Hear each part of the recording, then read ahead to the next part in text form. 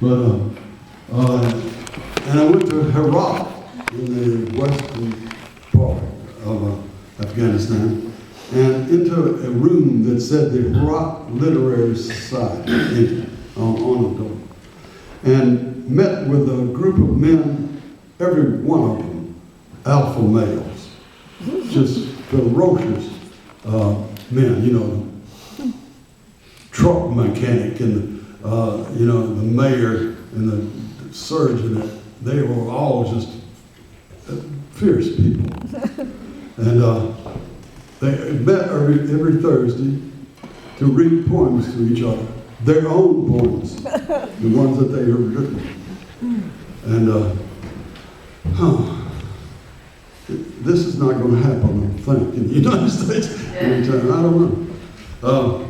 So they wanted to know what I had done with their national poet.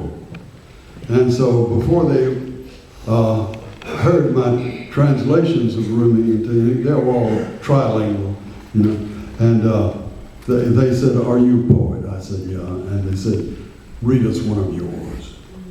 So I read them this one. And it did not get any applause. I didn't get any applause that day at all. But they let me live, you know. The internet says science is not sure how cats purr. Probably a vibration of the whole larynx, unlike what we do when we talk. Less likely, a blood vessel moving across the chest wall. As a child, I tried to make every cat I met purr. That was one of the early miracles, the stroking to perfection. I'm sorry. That pun just slipped up on me. Here is something I have never heard. A feline purrs in two conditions: when deeply content and when mortally wounded. To calm themselves, readying for the death opening. The low frequency evidently helps to strengthen bones and heal damaged organs. Say poetry is a human purr. Vessel mooring in the chest, a closed mouth refuge, the feel of a glide through dying.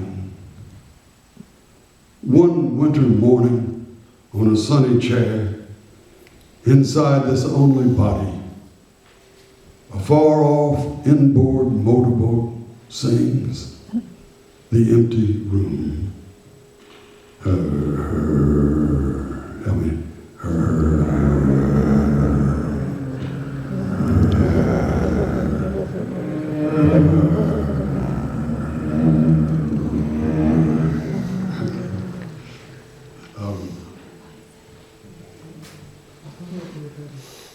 And another incident in that time in Afghanistan was when I went to the Ministry of Culture and read this next poem to him, and I realized that everybody in the room was saying the poem along with me in the original, you know. And so the great argument started after. And I said, "Should I leave? Is this okay?" He said, "This is very interesting. They are arguing about the metaphor of drunkenness in this poem and the use of wine in the poems of Hafez." The Ministry of Culture, you know, like the cabinet having a literary discussion. But so they finally, the little wiry man, the minister himself, jumped up and said something, and it solved the whole thing. And everybody said, "Oh, sure, that's all right." And he said, "What did he say?" He said that inside this one Rumi poem, there are 16 little drunken Hafezes running around. Yeah. And somehow that solved the whole thing. What he meant evidently was Rumi's embrace of ecstatic love, the drunkenness metaphor. Rumi's embrace of ecstatic love includes all of Hafez's tweaking of the imams about the use of wine. He just solved it with a metaphor. Here's the point. We do this in blues. All day I think about it. Okay.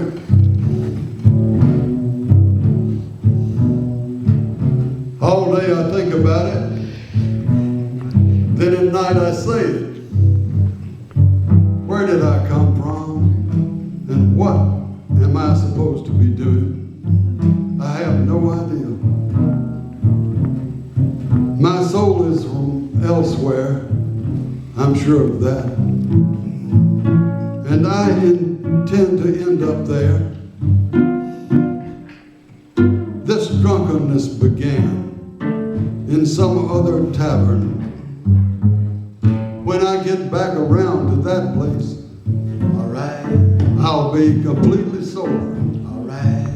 Meanwhile, all right, I'm like a bird from another continent. All right. Sitting in this aviary. Right. The day is coming when I fly off. But who is it now? All right. In my ear, who hears my voice? Right now. Who says words with my mouth? Who looks out with my eyes? All right. What is the soul? Come on, say all right. All right. All right. All right. I can right now. Come on. All right now. All right. All right. All right now. All right now. All right now. Come on. Sir. All right now. All right now. All right. Come on from the balcony. All right now. All right now.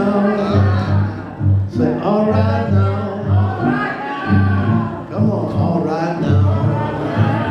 All right now. All right now. You know it's all right now. It's all right. It's all right. It's all right. It's all right. All right. And you're all right. Tell the person next to you, you're all right.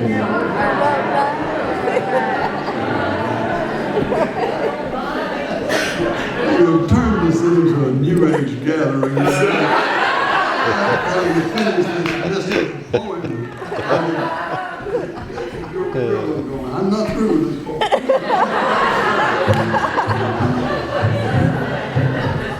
Come on. There looks out with my eyes. No. What is the soul? I cannot stop asking. If I could taste one sip of an answer, I could break out of this prison for drunks. I didn't come here of my own accord. And I can't leave that way. Whoever brought me here will have to take me home. Take me home. That's what the drunk always says. Take me home. Whoever brought me here, they told me how to take me home. I don't know how I got here. Take me home.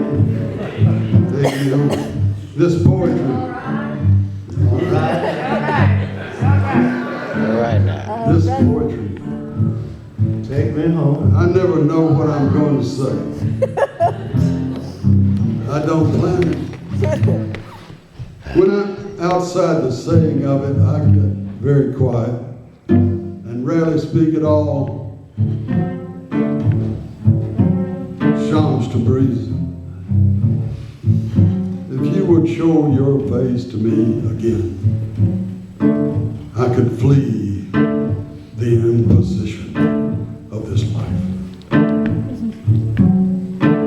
He just says a little thing to his friend at the end of Shams to breeze. If you would show me your face again, I could flee the imposition of this life.